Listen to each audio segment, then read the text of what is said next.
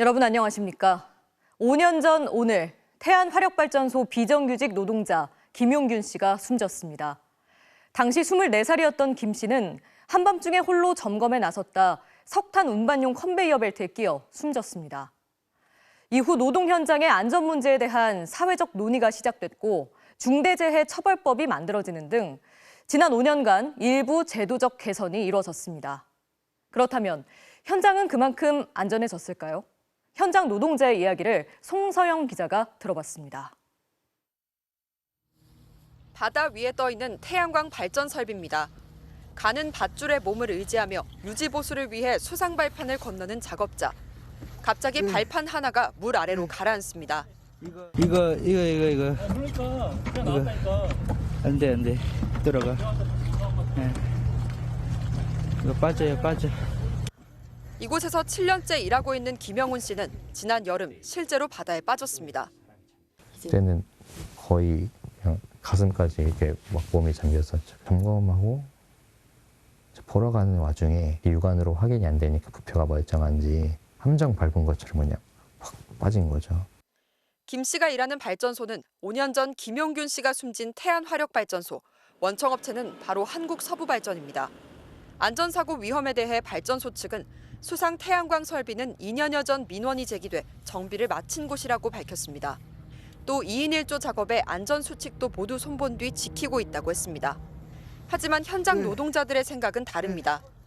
애초에 안전을 고려되지 않게 설치된 장비들이 부식일조로 많아요. 설비 자체를 바꾸는데 엄청 큰 돈이 들어가잖아요. 안전보다 효율을 앞세운 작업 현장도 그 위험성도 그대로고 이런 일은 대부분 하청업체 노동자들이 담당하고 있다는 점도 바뀌지 않았습니다. 내 직원이 아니기 때문에 아무래도 안전이라든지 책임을 다하지 않는 모습들이 실제로 지난 5년 동안 발전 5사에서 발생한 사망사고의 희생자 4명은 모두 하청업체 소속이었습니다. 2019년에는 크레인에서 떨어진 안전장치가 신호수를 가격해 작업자가 숨졌고 지난 2월에는 지상 15m 높이에서 낙탄을 떨어뜨려 처리하는 작업을 하던 노동자가 떨어져 숨졌습니다. 다친 사람까지 포함하면 사고를 당한 10명 중 8명 이상은 하청업체 소속이었습니다. 전문가들은 사고 발생 시 원청업체도 처벌하게 한 법 개정 취지대로 이제는 법원이 확실하게 책임을 묻는 판결로 신호를 줄 필요가 있다고 말합니다. 위험의 외주와 안전의 외주와 실태를 좀 봐달라.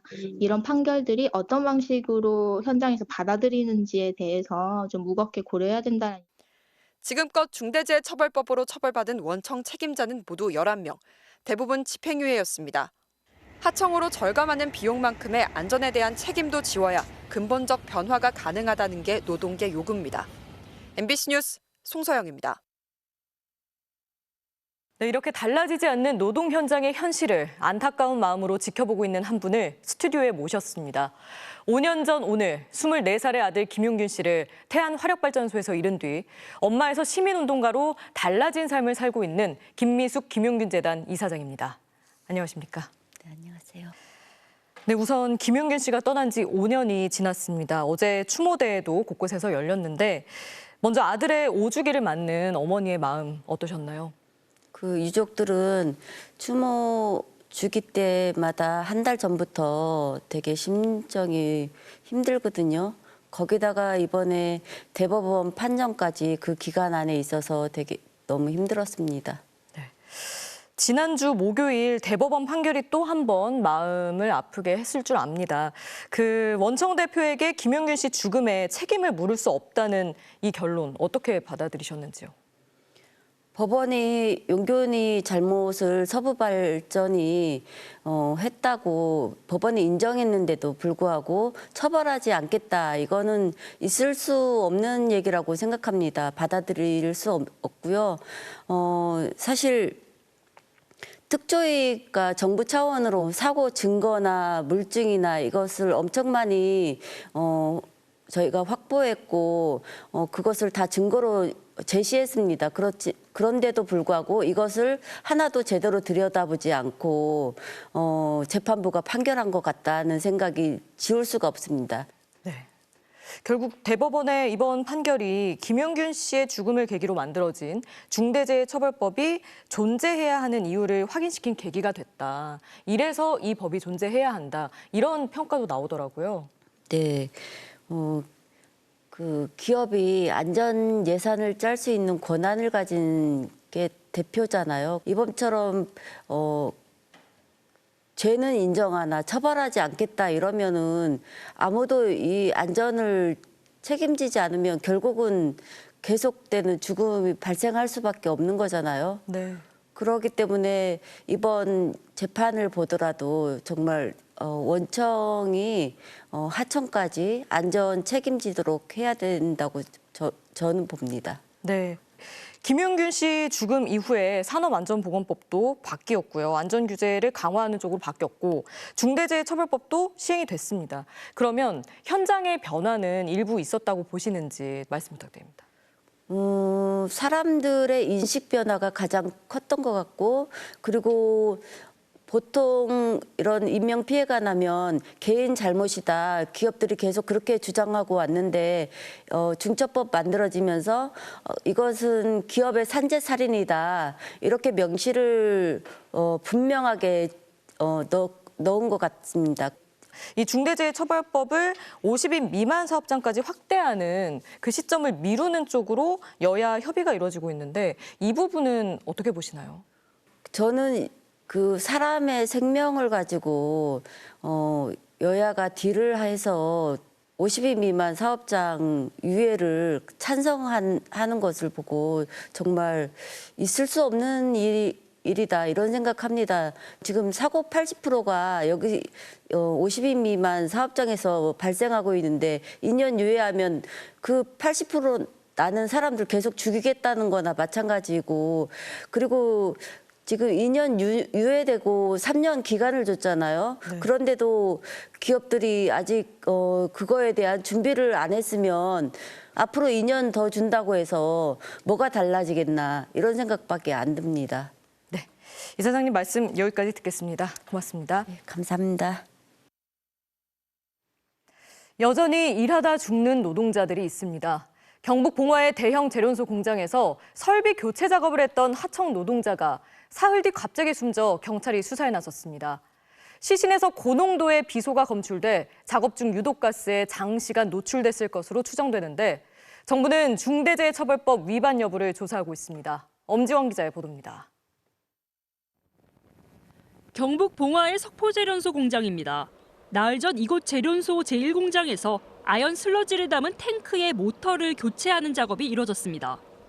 그런데 작업에 참여했던 노동자 한 명이 어제 병원에서 숨진 것으로 확인됐습니다. 숨진 60대 하청 노동자는 작업 다음 날 새벽 숨이 차고 소변에 피가 섞여 나오는 증세를 보여 병원에 입원했지만 이틀 만에 숨졌습니다. 사인은 1급 발암물질, 비소 중독이었습니다. 몸에서 검출된 비소는 무려 2ppm, 치사량 0.3ppm 기준 6배가 넘는 수준이었습니다. 함께 일했던 하청 직원 50대 노동자 1명과 작업 관리 감독을 하던 원청 소속 직원 2명도 마찬가지로 비소 중독으로 입원 중입니다. 사고가 난 공장에선 아연을 황산으로 녹이는 작업이 이뤄지고 있는데 작업자들은 비소 성분의 아르신가스에 노출된 것으로 추정됩니다. 고독성 액화가스인 아르신은 비소가 산과 접촉할 때 형성되는데 작업자들은 아르신가스에 최대 7시간가량 노출된 것으로 병원 측은 보고 있습니다. 숨진 노동자는 42년 동안 석포제련소에서 일하다 퇴직 후 다시 하청업체에서 2년째 일하던 중이었습니다. 연락을 받고 내려왔을 때는 이미 혼수 상태예요. 저희 형이 집에서 가장이니까 갑작스럽게 이렇게 해서 사고가 일어나니까 좀 황당하고 어이도 없고 그래요. 회사 측은 공정상 탱크에서 아르신가스가 나오지 않는다면서도 작업자들의 안전보호장구 착용 여부는 알려줄 수 없다고 밝혔습니다. 경찰은 국가수에 시신부검을 의뢰하고 유독가스 감지 장치 설치나 전신보호복 착용 등 안전수칙을 제대로 지켰는지 여부를 수사할 계획입니다. 고용노동부도 제련소를 상시근로자 50인 이상 중대재해처벌법 적용 대상으로 보고 법 위반 여부를 조사하고 있습니다. MBC 뉴스 엄지연입니다. 알고 지내던 여성을 살해하고 다른 남성과 극단적 선택을 시도한 남성이 구속됐습니다. 남성은 여성을 살해한 것은 인정했는데 함께 차량에서 발견된 남성과는 알던 사이가 아니라고 진술했습니다. 백승우 기자의 보도입니다. 알고 지내던 여성을 살해한 뒤 또래 남성과 극단적 선택을 시도했다 경찰에 체포된 20대 남성. 모자를 눌러쓴 채 법원에 나온 남성은 도주 우려가 있어 구속됐습니다. 차주를 왜 살해하셨습니까? 병원에 있는 피의자는 범행 공모한 겁니까? 남성은 지난 6일 인천 영종도의 한 공터에 주차된 차에서 다른 20대 남성과 함께 의식을 잃은 채 발견됐는데 수사 결과 차량 소유자인 20대 여성은 자택에서 숨져 있었습니다. 깨어난 남성은 여성을 살해했다고 자백했지만 함께 차에 있던 남성에 대해선 전에 알던 사이는 아니며 살인에 가담하지는 않았다고 진술했습니다. 경찰은 차량에서 함께 발견된 남성도 자살 방조 혐의로 입건했습니다. 경찰관들이 오피스텔 발코니로 들어서자 빽빽이 자란 식물들이 보입니다. 난민 자격으로 국내에 체류 중이던 러시아인 남성이 집에서 키우던 대마입니다. 남성의 집을 압수수색한 해경은 대마와 재배기구, 흡연도구를 발견했습니다. 해경은 남성이 대마를 판매했는지 여부 등을 수사하고 있습니다. 어제 저녁 7시 반쯤 경북 경주시 안강읍의 한 도로에선 70대 운전자가 오토바이를 타고 역주행하다 마주오던 승용차에 충돌해 숨졌습니다. 경찰은 숨진 남성이 역주행한 이유 등 정확한 사고 경위를 파악하고 있습니다. MBC 뉴스 백승우입니다. 지난해 말 어린이 보호구역에서 음주 차량에 치여 숨진 동원군. 꼬박 1년이라는 시간이 흘렀지만 여전히 많은 사람들이 술을 마시고 운전대를 잡고 있습니다. 단속 현장 차현진 기자가 취재했습니다. 서울 마포구의 한 도로. 음주 단속 10분 만에 한 운전자가 적발됩니다. 0.03일 나왔습니다. 면허 정지 수치 나왔습니다. 5시간 전 저녁 자리에서 맥주 한 병을 마셨다는 60대 여성. 소주는 안 먹고요. 맥주 한 병 마셨어요. 예. 오늘 동창회 모임이어가지고요. 저 술을 안 먹거든요, 원래가. 하지만 여성은 서울에서 술을 마시고 100km 떨어진 충북 음성의 집까지 차를 몰고 가던 중이었습니다. 조금 뒤 한 남성 운전자가 차 밖으로 불려 나옵니다. 쭉 보세요. 더. 비틀거리지도 않고 말짱해 보이지만 혈중 알코올 농도는 0.17%. 면허 취소 수치인 0.08%를 훌쩍 넘는 만취 상태였습니다. 이날 서울 유흥가 일대에서 경찰이 음주운전 단속을 벌인 결과 2시간 동안 모두 11건이 적발됐습니다. 10분당 1명꼴입니다. 회식 자리가 있으면 우선 차를 가져가지 않는 게 가장 좋은 방안인 것 같습니다. 서울경찰청은 내년 2월 4일까지 10주간을 음주운전 사고 예방 집중기간으로 정하고 매주 단속을 진행할 예정입니다. MBC 뉴스 차현진입니다. 부동산 시장이 빠르게 냉각되면서 아파트, 빌라 가릴 것 없이 주택 매매 가격이 떨어지고 있는데요. 유독 아파트 전세 시장은 딴판입니다. 서울 아파트 전세가는 29주 연속 상승세를 이어가고 있는데요. 왜 그런 건지 박철현 기자가 취재했습니다. 서울 목동의 한 아파트 단지. 지난 3월 6억 6천만 원이었던 96제곱미터 아파트 전세가가 지난달 8억 6천만 원으로 올랐습니다. 9개월 만에 전세 실거래가가 2억 원이 뛴 건데 이달 들어 호가는 더 크게 올랐습니다. 9억대는 생각하셔야 될 것 같아요. 컨디션 좋은 거는 10억 조금 넘어가는 것까지 있어요. 서울 다른 지역도 상황은 비슷합니다. 11월 서울 아파트 전세가는 3.3제곱미터당 2,308만 원. 29주 연속 상승세가 이어지면서 올 2월 이후 가장 높은 수준을 나타냈습니다. 집값 하락 기대감에 집을 사려던 사람들까지 대거 전세로 눈을 돌렸기 때문입니다. 전에는 신혼부부들이 영끌을 해서라도 집을 살라고 했었는데 요즘 전세를 시작하는 신혼부부들이 많아졌죠. 여기에 전세 사기 문제가 불거진 빌라나 오피스텔 등 비아파트 전세 수요까지 아파트로 전환됐습니다. 아파트를 선호하는 그 선호도가 높아지면서 가격이 떨어지더라도 전세 가격이 높아지는 겁니다. 지금의 흐름대로라면 내년에도 집값은 떨어지고 전세가는 상승할 거란 전망이 우세합니다. 거래가 없는 불안 국면이 이어질 것으로 예상이 되고요. 다만 최저 1%대의 신생아 특례 대출이나 금리 인하 여부가 시장의 변수가 될 것으로 예상이 됩니다. 앞서 건설산업연구원은 내년에 주택 매매가는 2% 떨어지고 전세가는 2% 오를 거란 분석을 내놨습니다. MBC 뉴스 박철현입니다.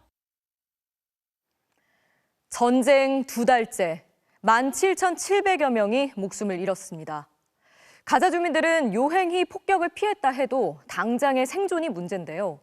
세계 식량 계획은 가자 지구 220만 주민의 절반 이상이 식량을 못 구해 굶고 있다고 밝혔습니다. 특히 폭격 피해가 집중된 지역에서 주민의 90%가 종일 끼니를 거르고 있다고 설명했습니다. 반면 가자 밖에서는 아직도 풀려나지 않은 137명 인질 가족들이 하루하루 애타는 나날을 보내고 있습니다. 가자 안팎의 비극을 전재홍 기자가 보도합니다. 사진이 담긴 피켓을 들고 사람들이 모였습니다. 기도하듯 두 손을 모은 여성도 보입니다. 하마스에 가족이 납치된 이스라엘 인질 가족들입니다. 전쟁이 시작된 지 2달, 피난민이 몰려있는 가자 남부의 총공세 소식에 인질 가족들은 애가 타기만 합니다. I cannot stay home when people are dying in Gaza. Our people, our citizens, the government of Israel must do something. 전쟁의 고통은 팔레스타인 주민들도 마찬가지입니다. 7세기에 지어진 가자 지구의 가장 오래된 이슬람 사원은 공습으로 파괴됐습니다. 또 UN 세계 식량 계획에 따르면 가자 주민 절반이 굶주리고 있고 10가족 중에 9가족은 하루에 한 끼도 못 먹고 있는 것으로 나타났습니다. أصبح المواطن الفلسطيني في قطاع غزة يستصعب عليه أن يتوفر له قوت يومه كالدقيق والملح والزيت وغير ذلك والفقر المدقع في قطاع غزة وفي مدينة رفح بالتحديد الأسعار 이스라엘군은 남부 최대 도시 칸 유니스에 대한 대대적인 공격을 예고하고 주민들에게 추가 대피령까지 내렸습니다. 동시에 북부 지역의 하마스 요새에 대한 작전도 병행 중입니다. 앞으로 최소 3주에서 4주 동안 칸 유니스에 대한 군사작전이 이어질 것이라는 전망이 나오고 있습니다. UN 안전보장 이사회의 가자지구 휴전 결의안이 부결되고 전쟁이 끝날 기미를 보이지 않자 주말 사이 휴전을 촉구하는 시위가 세계 곳곳에서 잇따랐습니다. MBC 뉴스 전재홍입니다. 신당 창당 행보에 들어간 이낙연 전 더불어민주당 대표와 이준석 전 국민의힘 대표가 서로 만날 뜻이 있다고 입을 모았습니다. 내년 총선을 앞두고 여권과 야권 모두에서 이른바 제3지대를 향한 움직임에 속도가 붙고 있습니다. 조희원 기자가 보도합니다. 창당을 위한 실무 준비에 들어간 이낙연 전 더불어민주당 대표가 이준석 전 국민의힘 대표와도 만날 수 있다고 말했습니다. 한 언론 인터뷰에서 우리 정치에 매우 드문 인재라며 시기가 되면 만나겠다고 밝힌 건데 오늘도 일에는 순서가 있고 때가 되면 만날 것이라고 거듭 설명했습니다. 대한민국을 위기에서 구할 문제의식과 충정을 가진 사람이라면 어떤 방식으로든 뜻을 모을 필요가 있지요. 오는 27일을 탈당과 창당 결정을 내릴 D-Day로 예고한 이준석 전 대표 역시 만날 준비가 됐다고 응답했습니다. 이낙연 총리님도 만약에 어떤 정치 개혁이라는 것에 고민이 있으시면은 당연히 뭐 제가 정치 후배로서라도 무조건 만나야 되는 거 아니냐. 공감대가 형성된다면 신당의 방향성도 논의할 수 있다고 연대 가능성을 열어놔 이달 안에 두 사람이 만나 신당 논의를 할 수 있다는 전망도 나오고 있습니다. 민주당 내 비주류 의원 모임인 원칙과 상식은 국회에서 대규모 토론회를 열며 새 분리기에 들어갔습니다. 신당에 대해서는 선을 그었지만 지금의 이재명 대표와 함께하기 힘들다는 취지의 발언이 이어졌습니다. 민주당의 가장 큰 문제는 뭐냐? 너다. 라고 하셨는데 저는 너 밑에서는 아무것도 할 생각이 없습니다. 그러니까 이재명 대표가 지금까지 해온 걸로 보면 안 바뀔 것 같다. 저는 동의합니다. 정신 차리자. 이 얘기를 한번 마지막까지 해보자. 기다리고 있는 겁니다. 다만 이번 주쯤 구체적인 혁신안을 제안하는 등 12월까지는 당 안에서 변화를 이끌어보겠다는 입장을 유지했습니다. MBC 뉴스 조희원입니다. 중국에서 마이코플라스마 폐렴에 이어 유행성 독감 환자까지 급증하고 있습니다. 수업 중단과 병실 부족 사태가 잇따르자 중국 당국은 경계령을 내리고 대책 마련에 나섰습니다. 베이징에서 이혜인 특파원이 보도합니다. 베이징의 한 어린이 전문병원. 일요일인데도 환자들이 계속 몰려듭니다. 진료실 앞은 순서를 기다리는 사람들로 마치 시장통을 방불케 합니다. 수액을 맞는 주사실 앞 대기석도 빈자리가 없습니다. 마이코플라스마 폐렴이 여전히 기승을 부리는 가운데 최근에는 유행성 독감 감염자도 급증하고 있습니다. 像前期的一个肺炎支原体啊，近期的流感的病人的一个剧增呢，门诊量也是相当大的，所以 호흡기 질환자가 증가하면서 수업 중단과 병실 부족 사태가 잇따르자 중국 교육부까지 나섰습니다. 감염 교사와 학생들은 등교를 자제하고 마스크와 해열제를 비축하는 등 질병 예방과 통제에 최선을 다하라고 일선학교에 지시했습니다. 持续高烧不退，甚至有惊厥，那就要到医院尽快就诊。 이런 가운데 상하이와 텐진, 우한 등 일부 지역은 최근 주민들에게 코로나19 백신 접종을 권고하는 안내문을 발송했습니다. 이들 지방정부는 코로나19 변이 바이러스가 여전히 면역 회피력이 강하다며 노인과 어린이는 반드시 백신을 접종해야 한다고 권고했습니다. 베이징에서 MBC 뉴스 이혜인입니다. 건조한 겨울철, 산불 발생 위험이 높은 시기죠. 산불이 생태계에 남기는 피해는 극심한데 정작 처벌은 크지 않다는 지적이 많습니다. 담뱃불이 산불로 이어져 축구장 120개 면적을 태웠는데 처벌은 집행유예에 그쳤습니다. 김은초 기자의 보도입니다.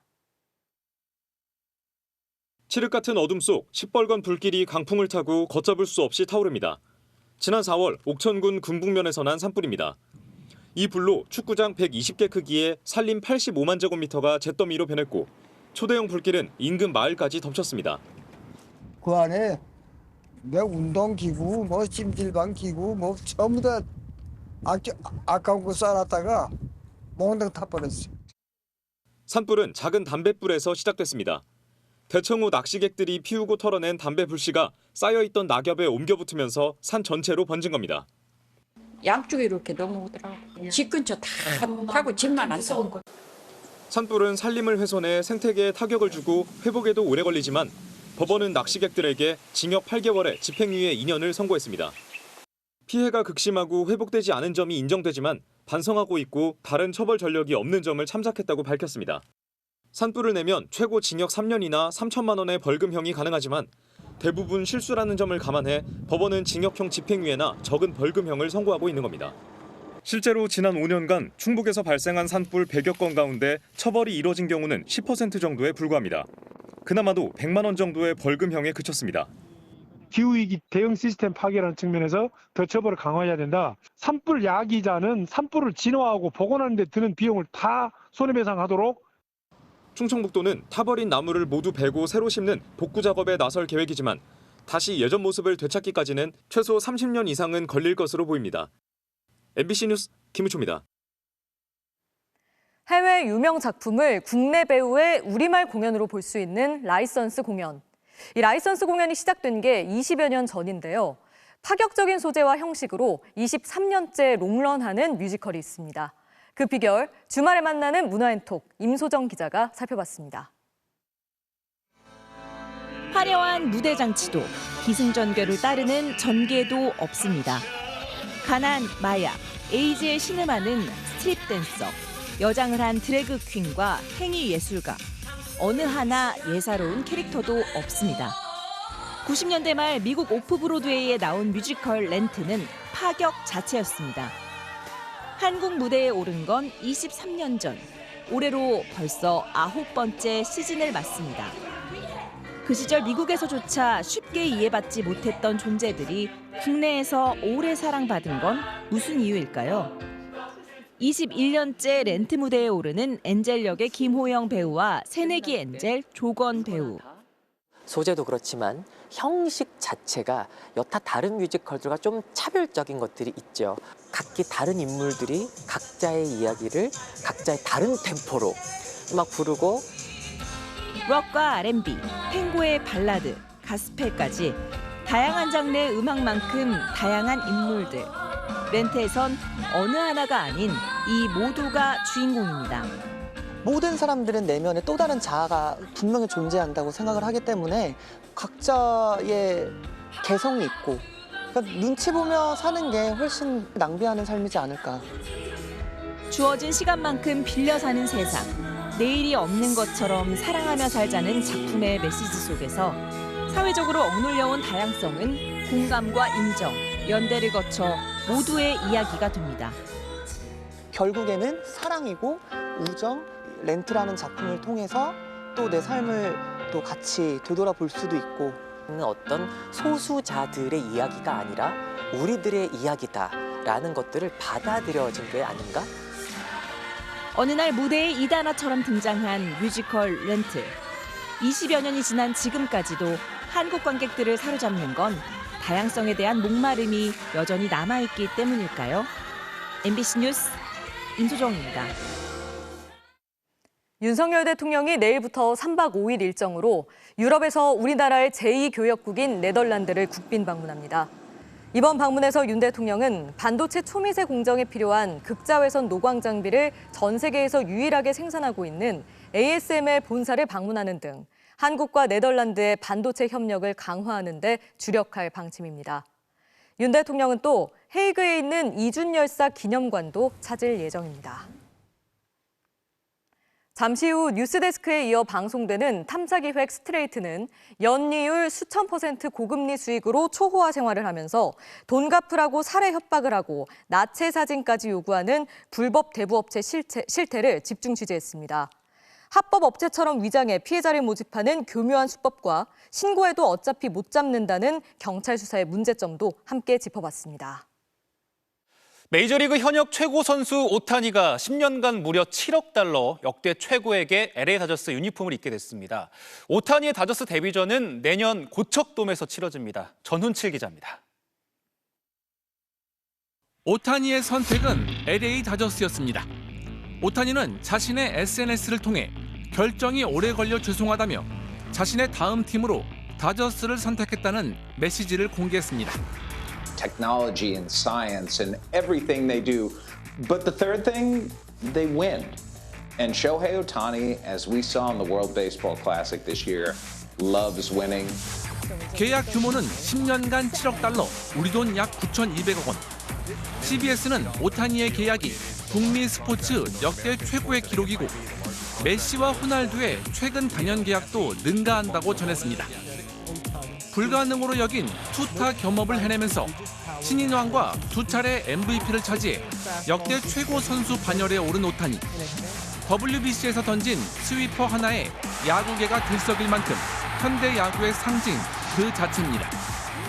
오타니의 합류로 다저스는 프리먼과 배츠까지 MVP 출신이 1, 2, 3번 타자로 나서게 됐습니다.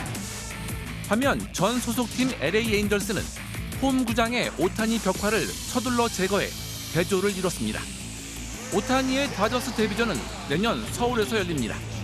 MLB 사무국이 다저스와 샌디에이고의 개막전을 고척돔에서 치르기로 했는데 김하성과 오타니가 모두 뛰게 되면서 더 폭발적인 관심을 모으게 됐습니다. 6년 전 빅리그 진출을 위해 최저 연봉을 감수한 오타니는 역대 최고 몸값으로 자신의 꿈인 다저스 유니폼을 입고 다시 한번 언행일치를 이뤘습니다. MBC 뉴스 전훈칠입니다. 미국 대학농구에서 나온 묘기 슛입니다. 넘어지면서도 기어이 슛을 연결하는 집중력이 정말 대단합니다. 일요일 밤 스포츠 뉴스였습니다.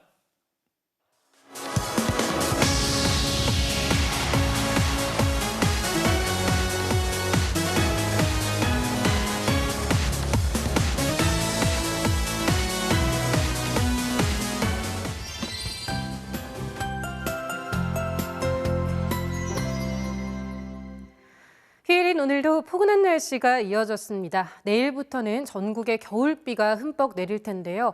동해안과 남해안, 제주를 중심으로는 폭우가 쏟아지겠습니다.